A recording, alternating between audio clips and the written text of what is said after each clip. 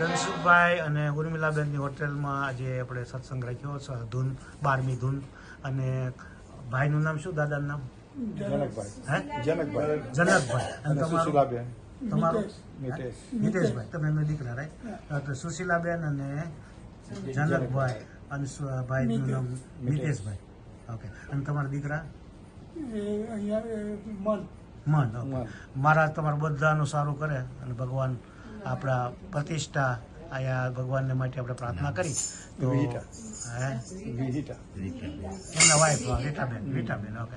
સો મહારાજ તમારું સર્વનું મંગળ કરે. આજે ધૂન બહુ સરસ થઈ, મહારાજની હાજરી દેખાતી હતી અને મહારાજ મંગળ કરશે બધું. જય મહારાજ.